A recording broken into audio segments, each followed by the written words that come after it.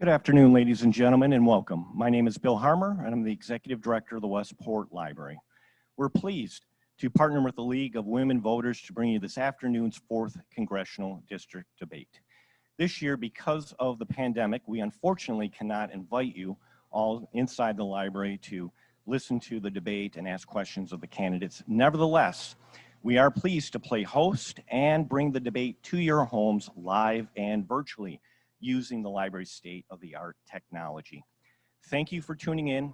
Best of luck to each of our candidates. Now, it is my pleasure to introduce Kay Maxwell of the League of Women Voters, who will play hosting this, moderating this event today. Thank you. And thank you, Bill. Appreciate that. And thank you, audience, for tuning in to this live streamed presentation in these obviously very unique times. I do want to remind everyone, though, that recording of League debates, whether they be in person or taken from a computer screen, may not be used without the League's express written approval.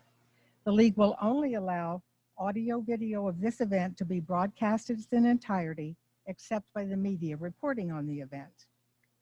Now, the Leagues of Women Voters of Connecticut, Wilton, Bridgeport area, Darien, Fairfield, Greenwich, New Canaan, Norwalk, Reading, Ridgefield, Stamford, Weston, and Westport, as well as, of course, the Westport Library, are very pleased to be the sponsors of this debate between Democrat Jim Himes and Republican Jonathan Riddle, candidates for the 4th District seat in the House of Representatives.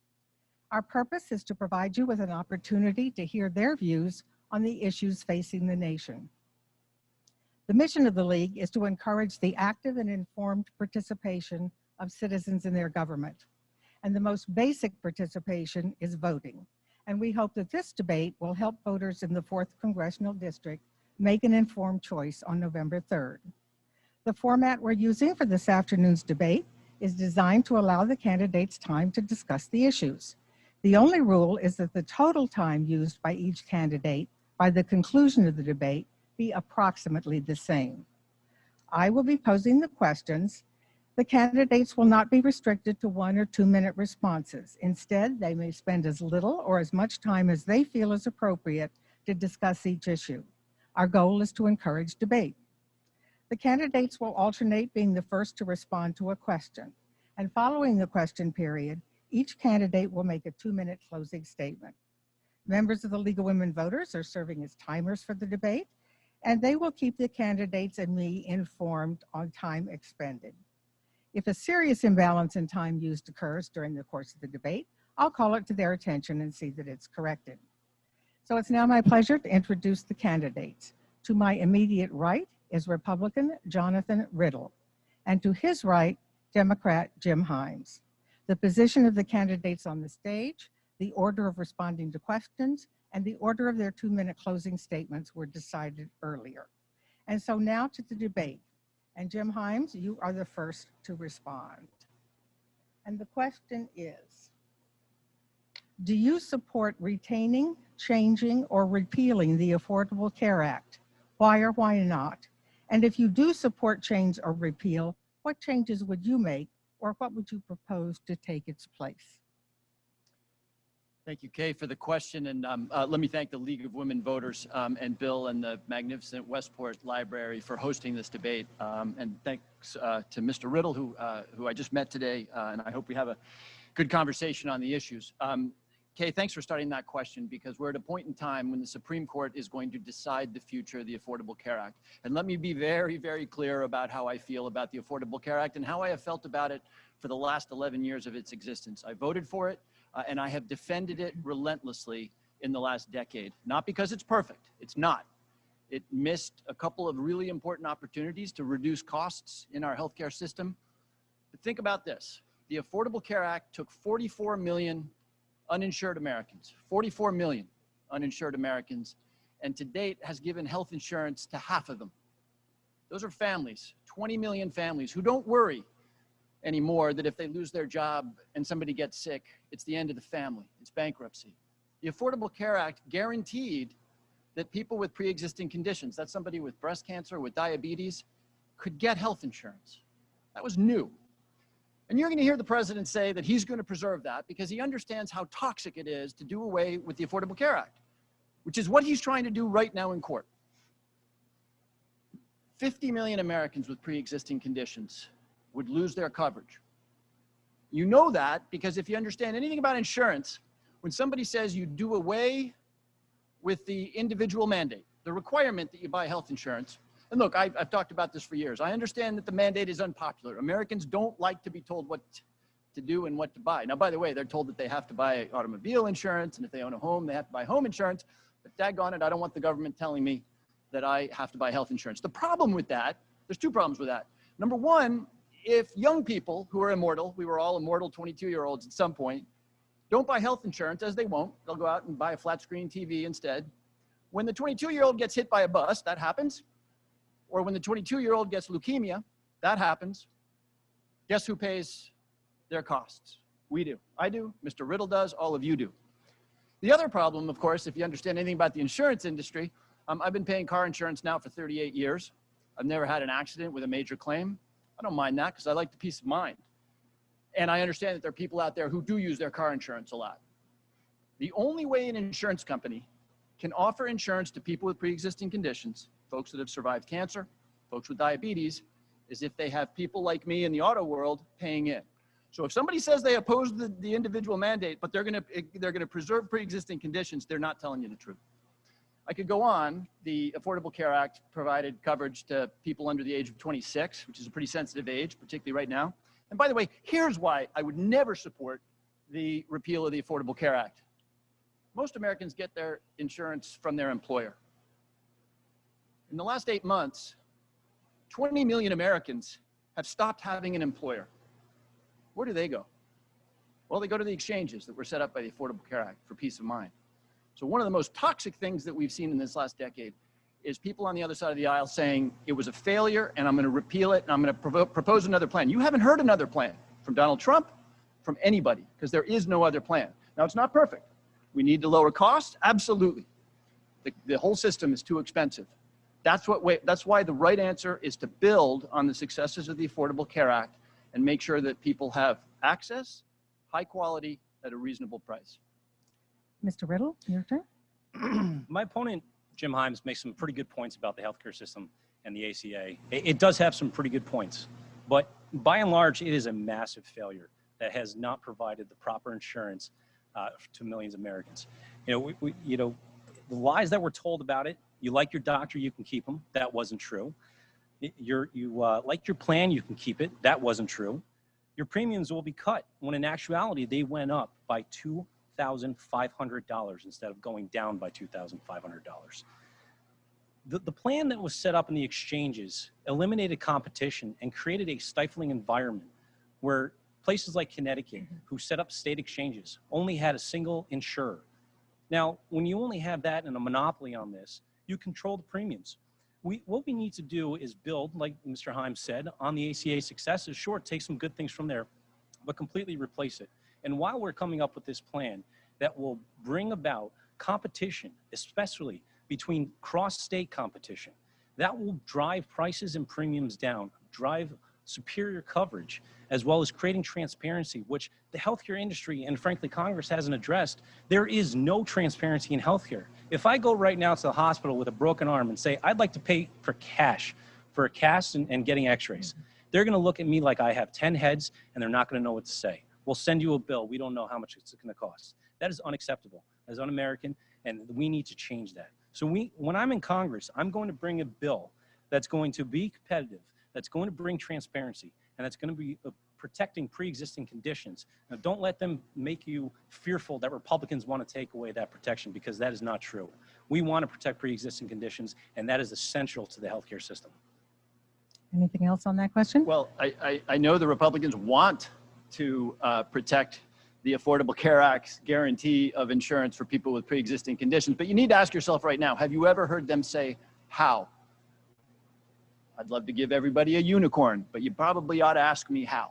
They don't have a plan for how. For 11 years, and I actually appreciate Mr. Riddle's statement. He doesn't say he wants to repeal it. For 11 years now, they've told you they're getting rid of it. By the way, in a couple of weeks, they're going to have their opportunity in the Supreme Court to get rid of it. Stand by. Stand by. Now, Mr. Riddle said that the Affordable Care Act actually reduced competition by creating a public exchange, and that there was only one insurer here in the state of Connecticut. That's not true. There are 2 or 3, sometimes 4 insurers in the state of Connecticut. In fact, the Affordable Care Act, by providing a public option in states that chose to do so, created more competition. But he's not wrong about competition. But don't ever believe that healthcare is always going to be about the market. If we're going to guarantee basic levels of healthcare to everybody, we're not going to do what we do within education, right? Very wealthy families get to send their kids to fancy schools, fancy private schools. Less wealthy people don't. Automobiles. Wealthy people get to drive luxury automobiles. People who are not, don't. This country is better than saying the market will determine our healthcare. That if you're wealthy, you'll get blue ribbon care for your daughter with leukemia, but if you're not, you're going to get the Datsun of care for your daughter with leukemia. So there is a role for competition, but it is in the insurance industry, it is in the pharmaceutical industry, and this country needs to guarantee that if you're in this country, you will have access to health care. Anything else? You know, Mr. Himes, you bring up education, automobiles, wealth. You're a man who's worth approximately $5 million or a little bit more. You drive a Tesla and you live in Cos Cob. You know, you brought up education and wealthy areas. Absolutely, which is why we need school choice. That is imperative. It is a fundamental failure of our government here in Connecticut. So there's many things. Now, I know a thing or two about having to struggle to pay bills. I live in South Norwalk on Sheridan Street. It's not the nicest area, but I do know what it means to have to go paycheck to paycheck. I do know what it means to have to, you know, make decisions for your family and whether or not you're going to be able to put food on the table. Okay, I've lived through that. Now, with the healthcare, I completely agree. We do need to make sure that people are covered, but we need to do it the right way. And we need to allow free markets to drive competition and create that area and drive the prices down, okay? So we need to bring a new plan that will deliver that free market enterprise. Ready for the next question? Well, we were off to such a good start. And then Mr. Riddle had to make it about me and tell you that I'm a wealthy guy and then what kind of car I drive. I'll tell you this, Mr. Riddle. I've been a lot luckier than some, less lucky than others. I grew up in a single working mom household. When I finished school, I had a bank balance of $0. I worked really, really hard for some success. But I also recognize something that your party won't recognize, which is that my success was, yeah, partly about my hard work, but it was a lot about the support of other people. And it was about not having to worry about having access to health care. My success, and as much as it was success, and there's plenty of people more successful than I do, was partly my hard work, but it was a society that valued me.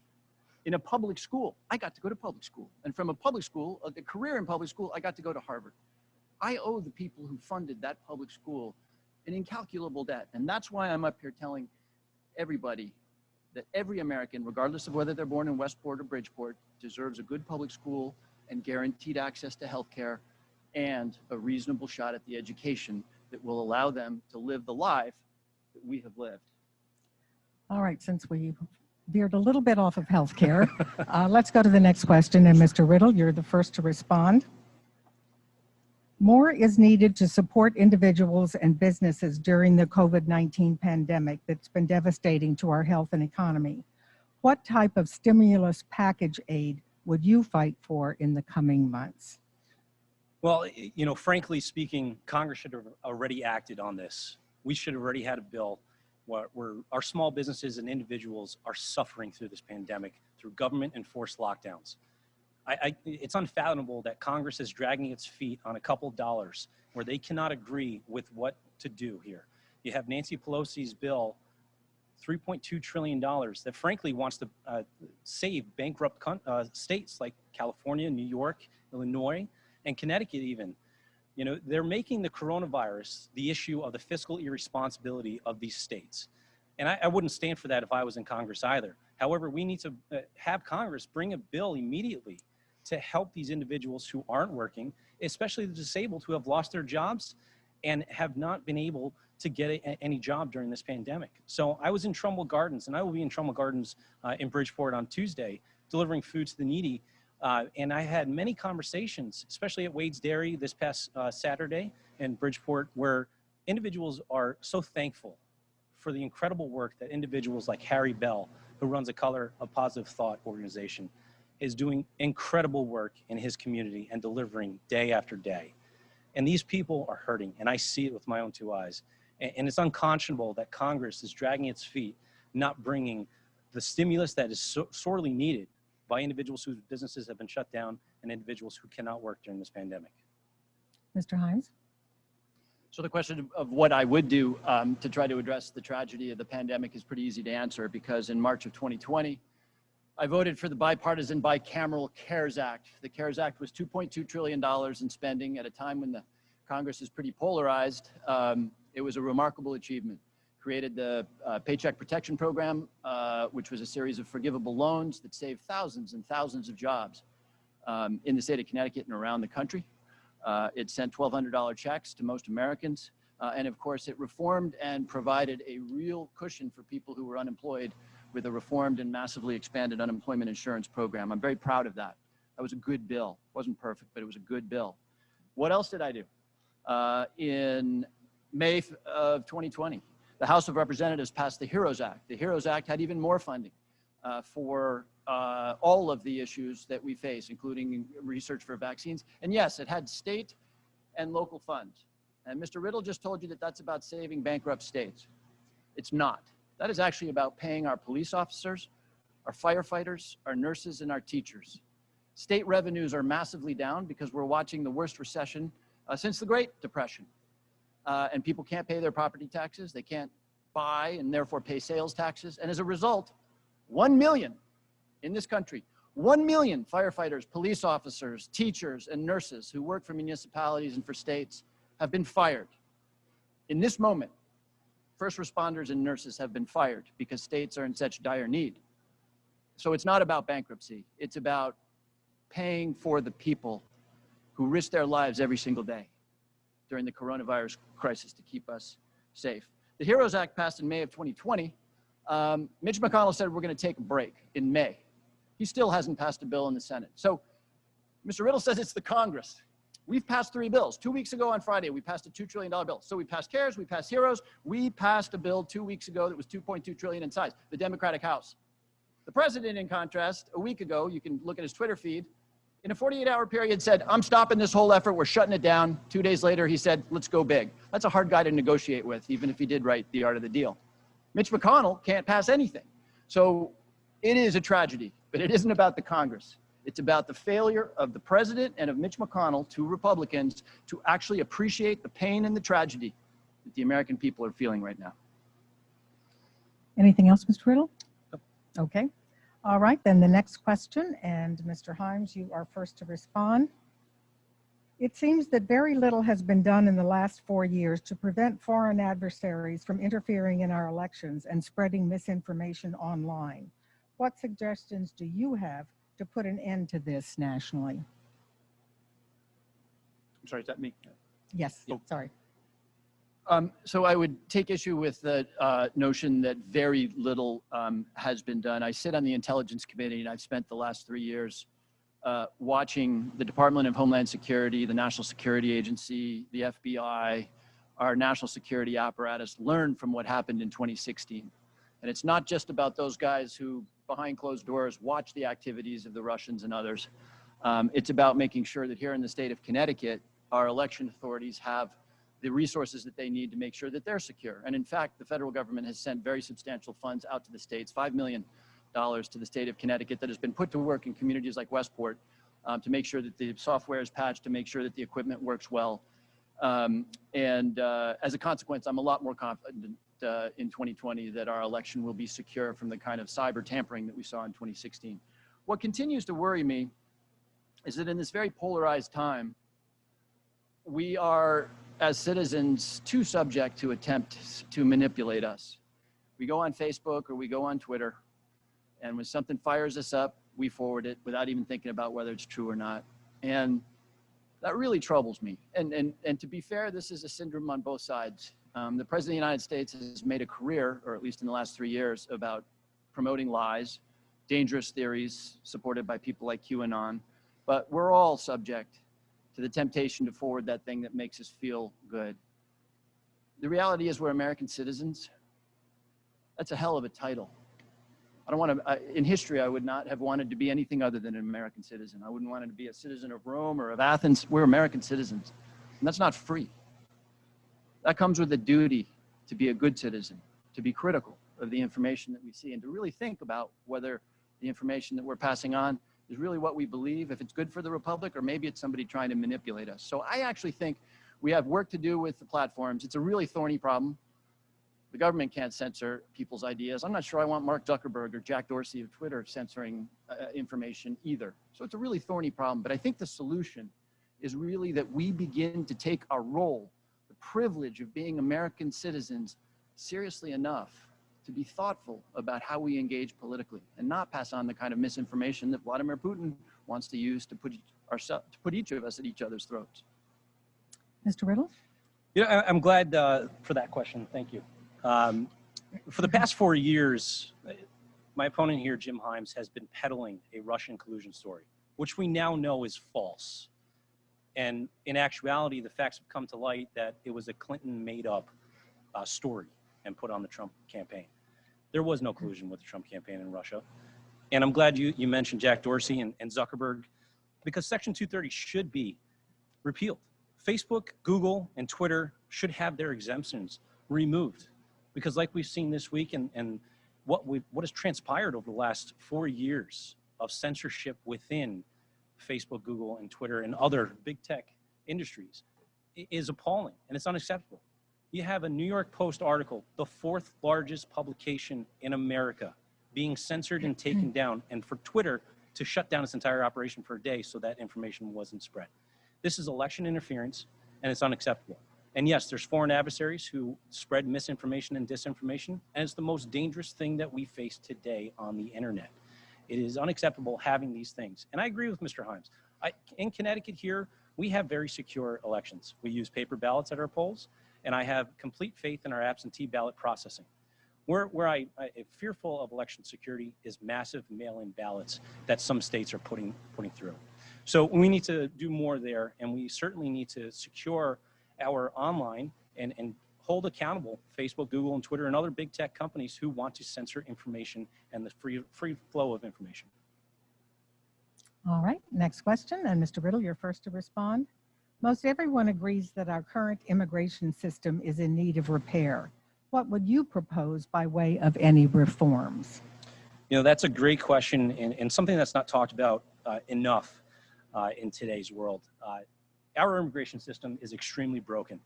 It takes far too long to become a citizen or enter our country for that matter. But let me make one thing very clear. Pre-coronavirus, the United States is one of the most benevolent and welcoming countries in the entire world. On average, we let in about 1 million legal immigrants. Now, we have legal ports of entries, and our southern border is porous, and we need to secure that. And through building a wall, which my opponent will say walls are a stupid idea and don't work, I point to Hungary, where there was a mass influx of refugees, and Hungary did not want them. They put up a wall, it went down 99%. Walls do work, Mr. Himes. And you know, frankly, you look at the drugs that are coming into this country from the southern border, that has gone down. And a wall also deters individuals fleeing violence, which my heart goes out to them, but it deters them from taking a perilous journey through a dangerous desert, through mountainous terrain, through the fear of drug smugglers taking them and putting them into the sex trafficking trade. That's what a wall helps stop. And my heart goes out to those individuals, children, women that are involved and get taken into that sex trafficking world. So we need to secure our borders. We need to fix our immigration system and make it work for us. And for DACA, we need to protect those individuals as well as give them a pathway to citizenship, but not cutting the line, for them to find a way to give them citizenship. And the immigrants that are here that are undocumented also provide a pathway to documented status and eventually, hopefully, assimilating to our society and becoming U.S. citizens. As Mr. Himes pointed out, there's nothing greater than being a U.S. citizen. I couldn't be more proud of that. Mr. Himes? Immigration is a wonky topic. We have a very active discussion about who should be allowed to immigrate in. Should it be highly educated and trained people? Should it be people who bring businesses in? Should it be people who are, as the Statue of Liberty would suggest, dispossessed and the refuse of the rest of the world? That's actually a very fair conversation. And back in the old days, before Donald Trump, we actually did have a pretty good conversation. 2015, the United States Senate passed a comprehensive immigration bill that had 3 components, and it was really smart. And by the way, it passed with 2/3 of the Senate. Very little passes with 2/3 of the Senate. It had a significant amount of money for border security. That is important. Mr. Riddle's right about one thing. A wall is a really stupid idea, and it doesn't work. And I'll come back to that. But the Senate bill had border security money, smart border security money. Hungary does not have 8,000 miles of open border. Hungary is a small country in Central Europe. The bill in the Senate had a path to citizenship, a really rigorous path to citizenship for the then 12 million people who were in this country without documentation. And it had a provision that actually dealt with the heart of the problem. I'll tell you why a wall doesn't work. It's not my phrase, but if you're in Guatemala or if you're in Mexico and you can make $5 a day, 20 miles south, or $5 or $10 an hour, 20 miles to the north, there's no wall that's holding you back. Somebody once said that if you build a 50-foot wall, the next day there's a 55-foot ladder against it. So the Senate bill actually cracked down on the source of people's desire to be here. Contractors and restaurants and cleaning services and farmers who knowingly hire undocumented people. That is the solution. A wall is not entirely a stupid idea. In densely packed urban areas, walls make sense. But along our 3,000-mile southern border, there are very few densely packed urban areas. Mr. Riddle said, we are a moral and humane country. We were a moral and humane country on the issue of immigration. I don't speak in passionate moral terms about policy very much. It's not kind of who I am. But a couple years ago, I went to Brownsville, Texas, and I toured a detention facility. And I saw a lot of Latin Americans, and I grew up in Latin America, who were being held in conditions of maximum security. And what really broke my heart was that mothers were being taken away from their children. Maximum security environment. I talked to a woman, I was the only person on the trip who spoke Spanish. I talked to a woman who couldn't get words out because her 2 daughters had been removed from her company. She didn't know where they were. We were a moral and humane country. This president changed that. He separated families in a profoundly un-American act. And we know why he did it now, because Stephen Miller's words are out there. He did it to scare people. So this country tore babies from their mother's arms because of the president's xenophobia and crippled moral sensibility. Go ahead again. It is very sad that what you just mentioned, but that was an Obama-era policy. Baloney.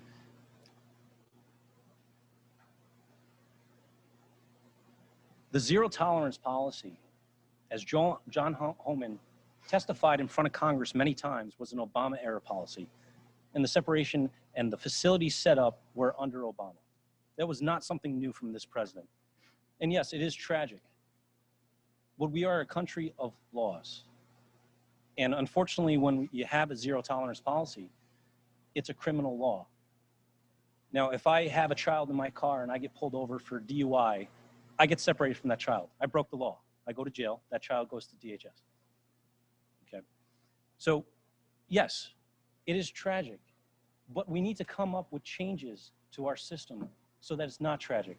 We need to fix our immigration problem so that we want people here. We are a country built on immigration, and it's important that they do it the right way. We have ports of entry for a reason. We are a nation of laws and borders, and they need to be respected.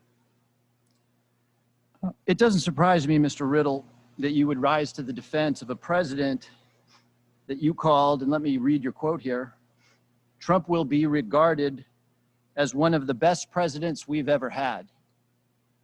That's my opponent talking about the current president. So it doesn't surprise me that you would rise to the defense of Donald Trump on this issue, but I'm not going to let you mislead my constituents.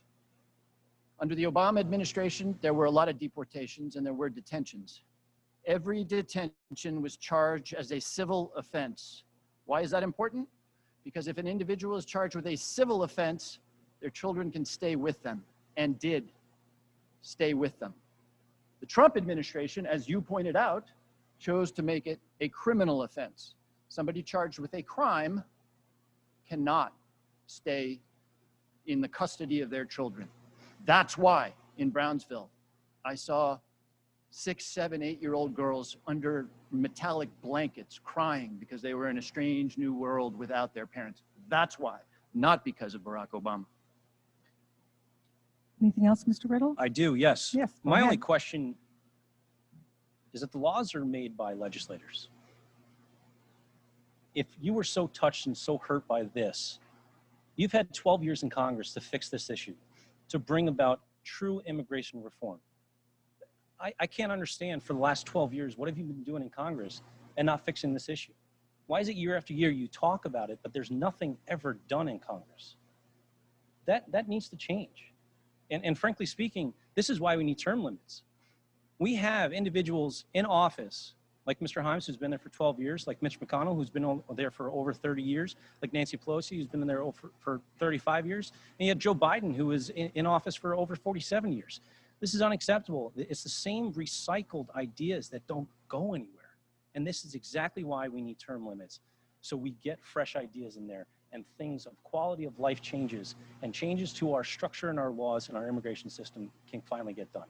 So let me answer the question about why we haven't done anything in 12 years. First of all, that's not accurate. In my first term, the president protected the dreamers and gave them the security to know that they would not be deported. These are the young people who know no other country but the United States. In my first term, when we had the majority in the White House, that's what we did.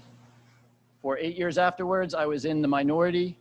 When I was in the minority, a Senate bill that I described to you that I would have voted for every single day of the week, John Boehner, Speaker of the House, would not bring it to the floor. That's why we haven't made much progress. And the law is and can be executed and interpreted by the President of the United States. That's what he does. He chose to change, without the blessings of Congress, a civil offense to a criminal offense, which led to children being taken away from their parents.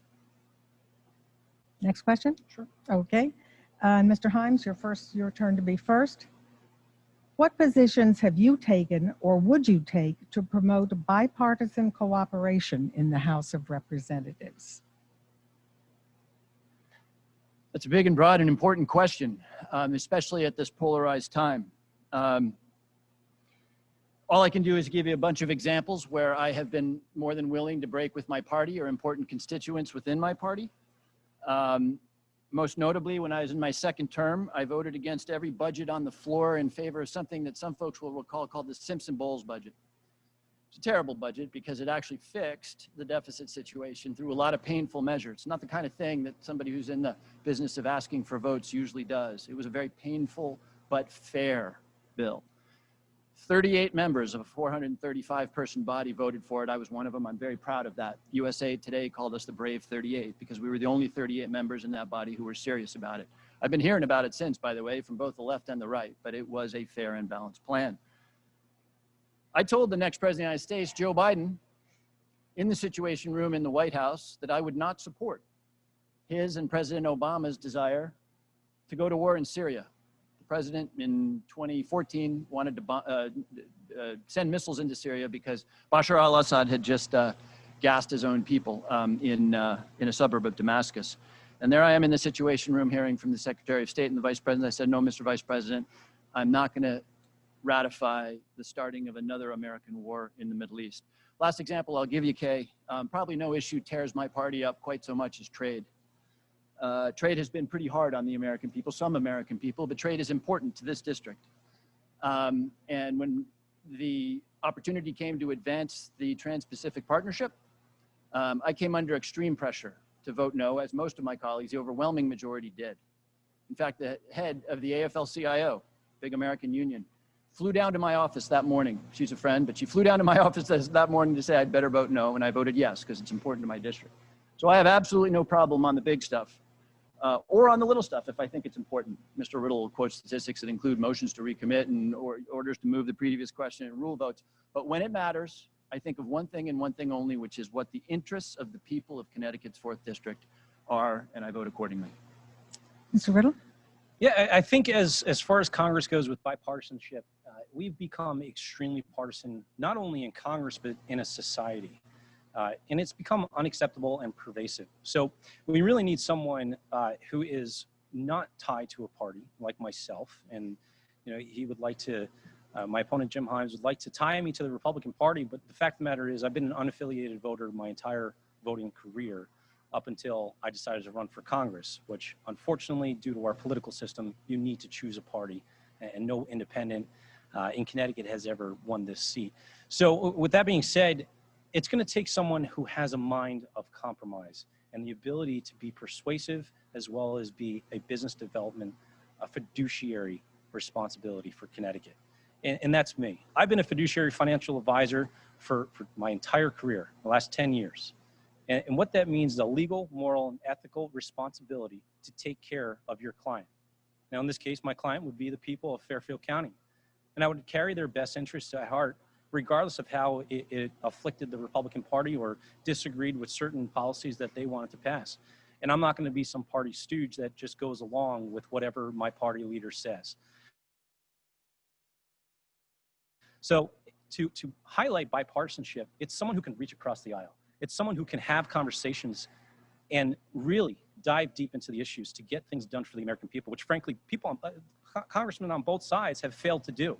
And yes, Republicans are guilty of it just like Democrats are.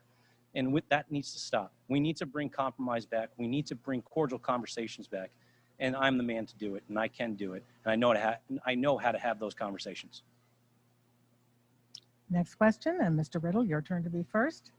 What measures would you support to address this country's transportation and infrastructure issues? So that's a great question, especially for Connecticut. If you look at our train system, if you look at our highway system here in Connecticut, it is falling apart. I mentioned this morning on a Zoom call that I've replaced 12 tires in the past 3 years for my car, and that's due to potholes. Now, what has transpired in Connecticut and what's not being done is the repair of our bridges, the repair of our roads, and the fixing our transportation, public transportation issues on the train. Now, I live in South Norwalk, like I mentioned, and I used to work in New York City. That train is supposed to be 62 minutes. Routinely, I was on that train for 75 minutes, 80 minutes, sometimes upwards of 90 minutes. That is unacceptable when we, not too long ago, bought some new trains, but nobody ever thought to upgrade those tracks, to put in a high-speed rail system. We should be having a conversation about putting in a rail system from Boston to Washington, D.C., similar to what they've done in Italy or China or Japan, where we've fallen tremendously behind on our infrastructure system. It is crumbling, and it's high time that the federal government steps up, along with the state, and revamps our infrastructure system here in Connecticut. Mr. Himes? Well, in the spirit of bipartisanship, for the first time this evening, I agree with everything Mr. Riddle just said, and this has been a huge priority for me. One of the things about an incumbent is that you have a record, and I'm pretty proud of my record of having brought in $150 million to rebuild the Walk Bridge here, not here in Connecticut, but just down the road in Norwalk. That is probably one of the most important transportation arteries in the country, and prior to its beginning to be rebuilt, it was, of course, practically Civil War era technology. I brought in federal funds to help develop Steel Point, which is an important element of economic development in Bridgeport, $70 million to rebuild the Merritt Parkway up around Fairfield, where we don't sit in quite the traffic that we used to. I have an extensive record of bringing in the assets and the resources that we need to do it, but in all candor, it hasn't been enough. And one of the great tragedies of President Trump's term, it's no secret that I'm not a fan, but had the president really done what he said he was going to do, which is make a major $2 trillion investment in our national infrastructure, I would have camped out in the White House and sang his praises. I thought this man counts himself a builder.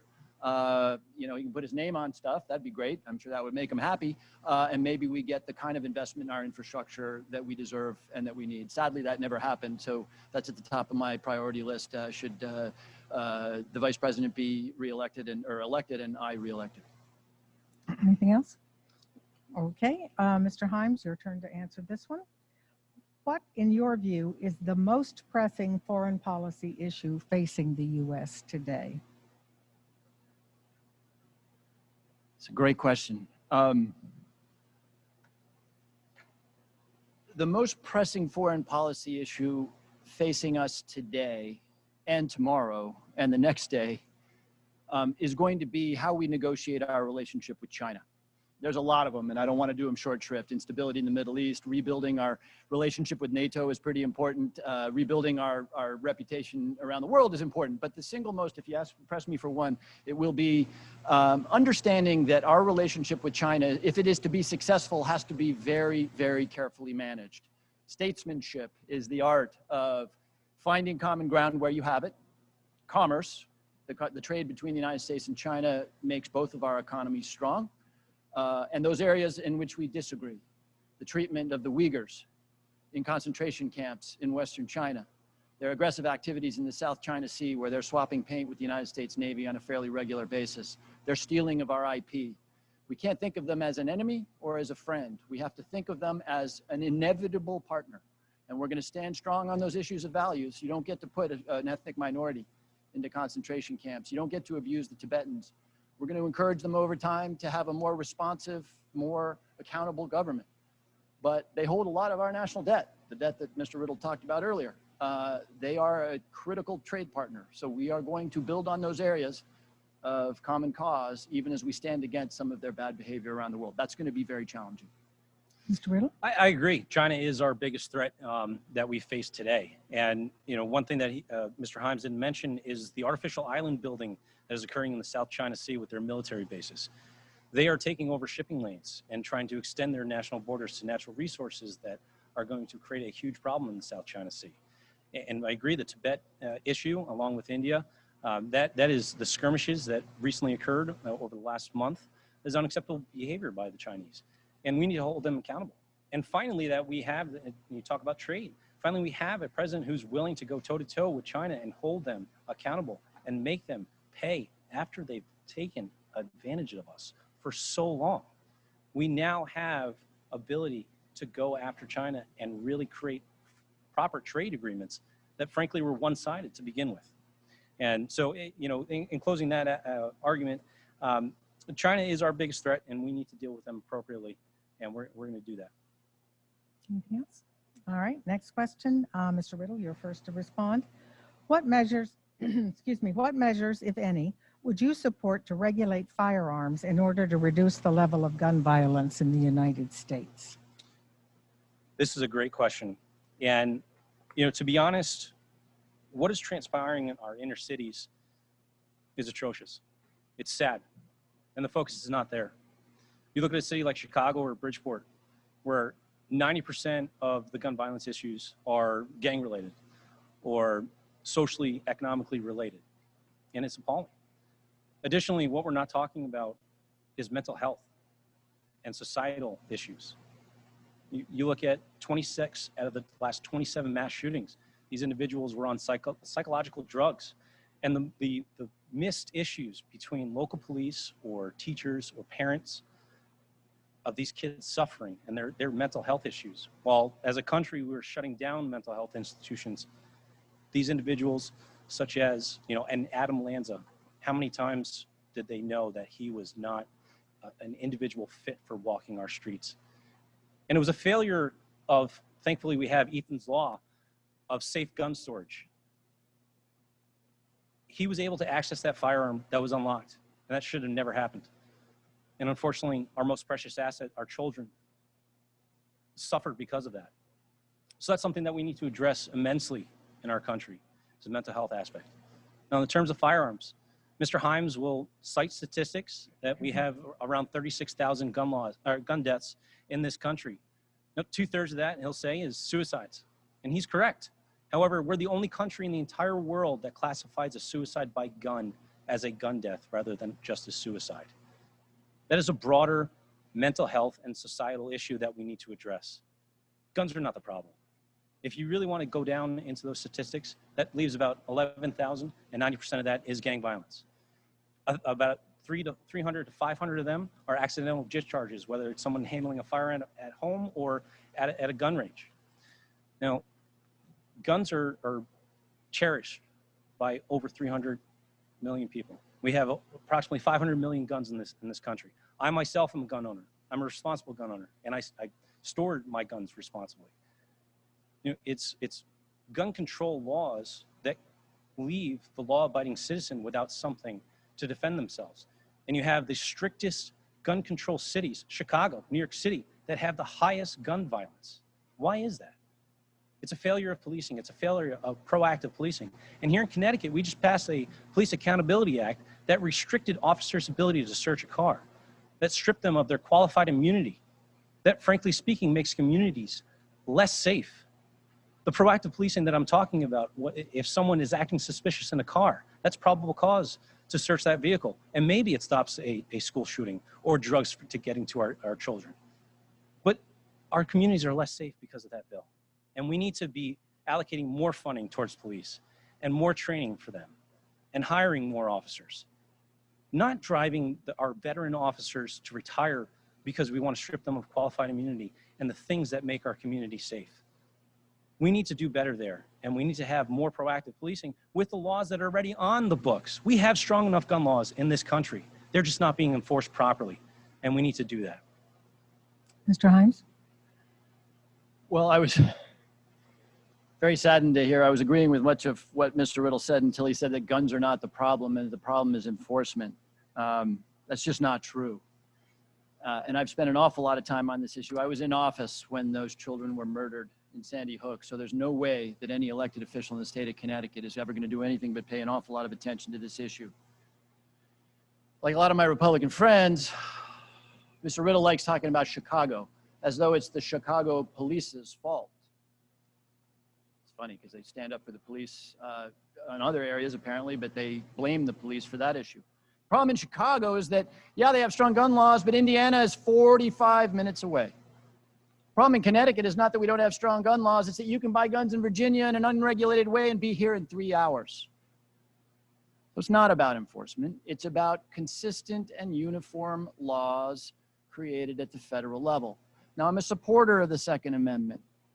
I think law-abiding gun owners should have the guns that are reasonable for them to have. That gets me in trouble with my wife sometime, but that's what I believe. I'm sworn to uphold and defend the Constitution, including the Second Amendment.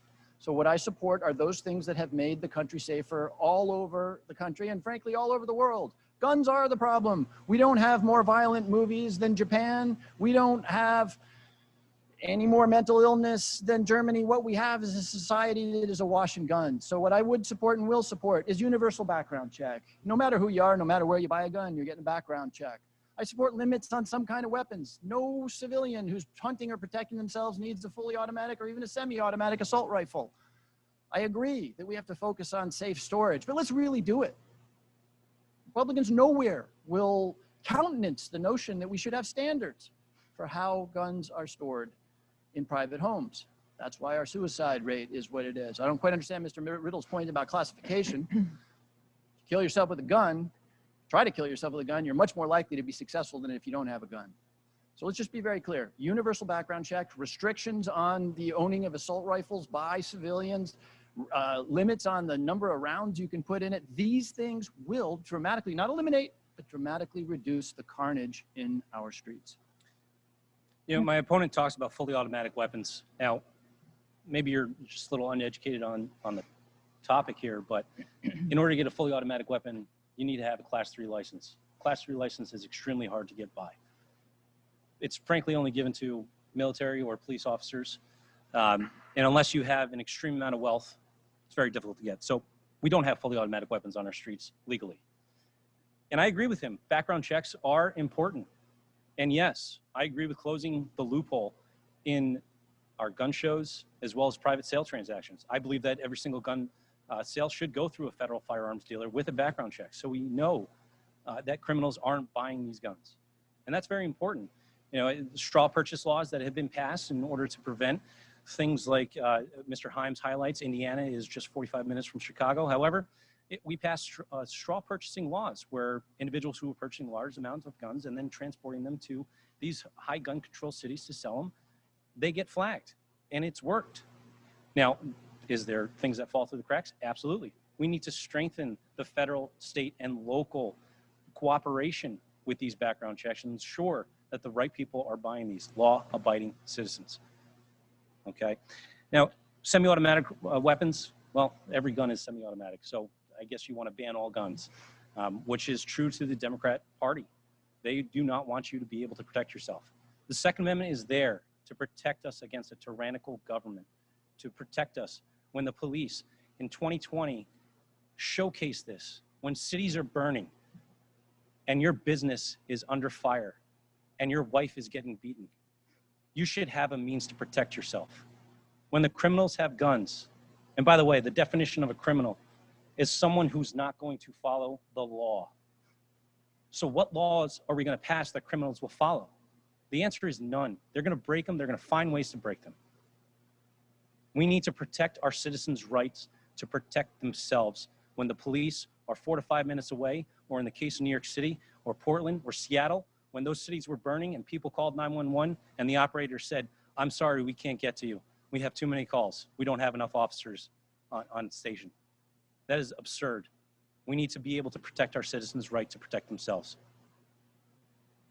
Next question, Mr. Himes, you're first to respond. And I would just mention, Mr. Riddle, you've used somewhat less time than Mr. Himes. So, all right, the environment. What are your views on how to combat climate change and its effects? Mr. Himes? So climate change is two things. It is existential to the future of the globe. President of the United States doesn't believe the scientists. I guess that's his right, but it's tremendously damaging to the globe. Said it the other day, scientists don't know what they're talking about. We know what they're talking about because we're seeing 100-year storms every 7 or 8 years here in the state of Connecticut. The state of California is on fire in ways it's never been historically, and temperatures are rising everywhere with implications for our national security, our agriculture, and all sorts of other things. So the first thing we got to do is acknowledge that it's an issue. I was disappointed when the nominee to the Supreme Court didn't have an opinion on this. It's not up for debate anymore. Climate change is real. And the problem with fidabadabbing about whether it's real or not is that we have to lead the global effort to address climate change. Yeah, the Chinese are polluting a lot. The Indians are too. They've got over 1 billion people in their country. We need to lead. So we need to get back in the game and say, this is a serious issue. We acknowledge the science and we're going to lead. How do we do that? There's a lot of ways we do that. A couple ideas, large and small. One of the things you do is you actually employ a market mechanism. Hydrocarbons, if we want to do sort of little economics here, you don't pay for the cost of using it. When you buy a gallon of gasoline, you're not paying for the cleanup costs of that. Economists call that externalities, right? When you burn electricity that comes from photovoltaics or nuclear or from hydro, there aren't those externalities. So if we were to put in place something that has broad support across the aisle, a fully refundable carbon fee, where you actually make carbon cost what it actually costs, now, here's the market mechanism, burning carbon is less competitive relative to solar, wind, biomass, nuclear, and hydro. That's a big thing. It's a hard thing. You got to do it right. You can't take out states that produce a lot of hydrocarbon like Wyoming and West Virginia. You got to be thoughtful about Florida, which makes most of its electricity by burning stuff. That's a big thing. Has a lot of bipartisan support. There's a lot of little things. We got to get back in the game of technology, massive storage batteries, thinking about modular, small and safe nuclear plants. These are the kinds of things, installing the kind of wind, by the way, right here in New England, we're installing an awful lot of wind generation capacity. The reason we do that, the opponents of addressing climate change will tell you that we will crush jobs. We will create massive numbers of jobs. There's more people in this country working on solar panels than there are working in the coal fields. We're at risk of, for the first time in our history, following, not leading a technological revolution. We led the IT revolution, we led the telecommunications revolution, you name it. We're going to buy our stuff from China, which is why we need to first embrace that this is real, embrace that it's a problem, and have the courage and the thoughtfulness to actually address the problem. Mr. Riddle? I don't disagree with the congressman. Climate change is real. It's been going on for billions of years. The science he talks about, we're basing it off of 150 years of data or 200 years. Take your pick. We're basing the science off of the science lover's idea, where you create a model, you find data that supports that model, you throw away the data that doesn't agree with it, and then you say trust the experts, rather than the scientific method of there's an idea, a hypothesis, the hypothesis is tested, and so on and so forth until there's results and then conclusion, right?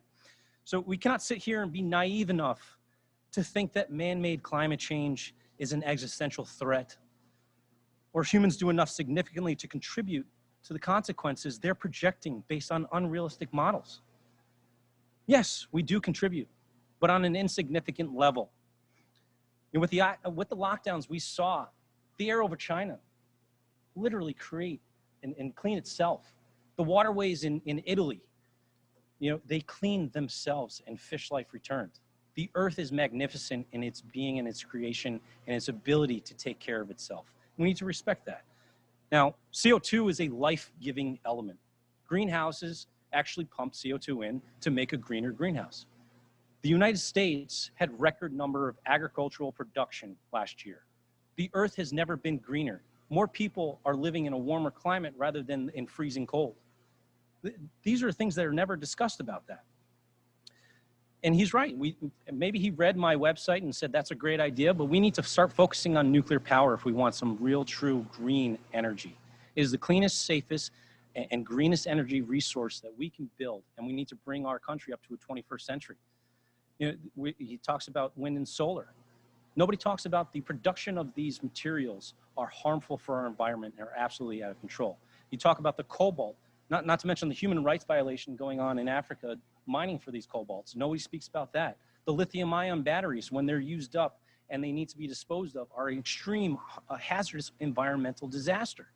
The wind farms, when a blade breaks, because it's such a synthetic material, it sits in a landfill for, we estimate, for about 100 years before it's able to decompose. We can't recycle them properly, and they break frequently, not to mention kill tremendous amounts of birds. So with small modular nuclear reactors, this is going to be an important part of the next generation of energy production in America. And we can do them for cities like Bridgeport, put a small nuclear reactor there and power the whole entire city, lowering the entire cost. And the interim, Congressman Himes mentioned Florida, and they burn stuff. He's right. 50% of their production comes from natural gas. And actually our carbon emissions have decreased immensely over the last 5 years by burning clean natural gas, which we have an abundance of and we're selling around the world. Natural gas is an important aspect of our society that holds Russia and their economy down from selling their natural gas. And that's an important part of our revenue source here in America. Natural gas is a very clean burning fossil fuel. And while we're building these nuclear reactors, Connecticut is already set up to harness the power of natural gas. We just need to implement it. Now, we face some of the highest electricity costs in the country. What Eversource and UI have done, especially as Mr. Himes said, the 100-year storm that hit Westport, and I was shocked to see a tornado in Westport. But what transpired after that is unacceptable. We need to end those monopolies of our power grid with Eversource and UI and bring in a public-private partnership that's going to bring about tremendous change for Connecticut, drive energy costs down, and make a better life here and quality of life in Connecticut. All right, I'm sorry, gentlemen, but our time is up and it's time to move to closing statements. So if our timers can clear their watches, they'll hold up signs when you have a minute left, 30 seconds, 15 seconds, and to stop. And Mr. Himes, you're first. Well, thank you, Kay. Thank you to you, the League of Women Voters. Thank you, Mr. Riddle, for a good debate. I'm glad we're closing here because I was a little concerned about how I might address his last answer. That climate change has been going on for 5 billion years, that the world is a magnificent thing and it will clean itself, and that the science is suspect. I should probably just close on that note. But it's way too serious to do that. One of the reasons there are almost 250,000 dead Americans today is because our president has denied the science, the basic science that says that you wear masks and you social distance. And when you do that, you save lives. The president, instead of telling us that this disease was deadly serious, told us it was a hoax, that it would go away by Easter and we'd be packing the churches, and that maybe you should put disinfectant in your veins or sit out in the sun. Not everybody who died of COVID died because of Donald Trump, but a lot of people did. And we know that because we have the worst death statistics in the developed world. We are behind Germany. We are behind France. We have almost 700 dead Americans per million. We're worse than Mexico because the president was dishonest and he didn't look at the science. Restoring this country in 2021 is going to be something that I look forward to doing because it will be about embracing the science and embracing truth and embracing decency. I have been in office for a while, and in every day that I have been in office, I have thought about my constituents and what is best for them. I've thought about the truth and about science, and I've tried to do that in a decent way. Because this district and this country deserve the decency that we haven't seen for 4 years. We're in a bad place today, America. We need to go back to the world of truth and science and a commitment to the people who get left behind by the market economy that we both agree is important. And most importantly, we need to go back to the decency that is at the core of what made this country great. That is why I'm running for re-election. Thank you. And Mr. Riddle, your 2-minute closing statement. Thank you, Kay, and thank you, League, as well as the Westport Library. During Jim Himes' 12-year tenure in Congress, Fairfield County has seen an economic collapse, with businesses and people fleeing the state in staggering numbers.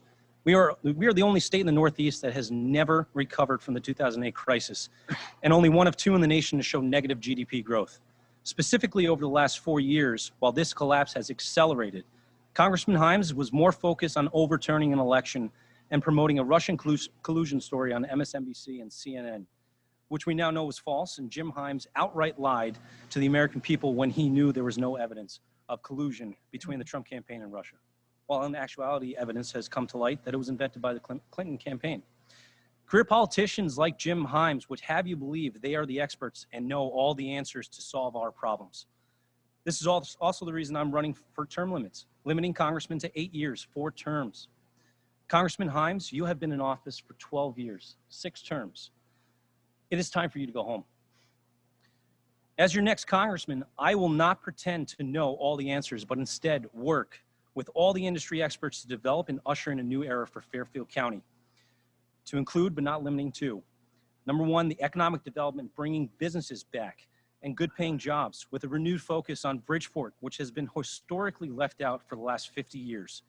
Number 2, a dedicated and comprehensive infrastructure plan to rebuild our roads and public transportation to bring it into the 21st century.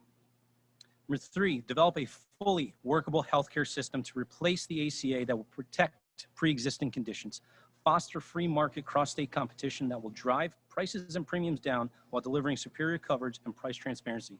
And lastly, eliminate Common Core and establish school choice voucher programs to finally rescue inner city schools from a failed schooling system and protect against school regionalizations. When elected, I will work diligently for you, the people of Fairfield County, not a partisan system, and definitely not a party overstate. On behalf of the League of Women Voters and the Westport Library, thank you both gentlemen for an interesting debate on some serious issues. We appreciate it. And of course, to the audience out there, remember to vote on November 3rd. That's your last chance. You also, of course, could do absentee ballots this year. Again, thank you. Thank you, Kay. Thank you.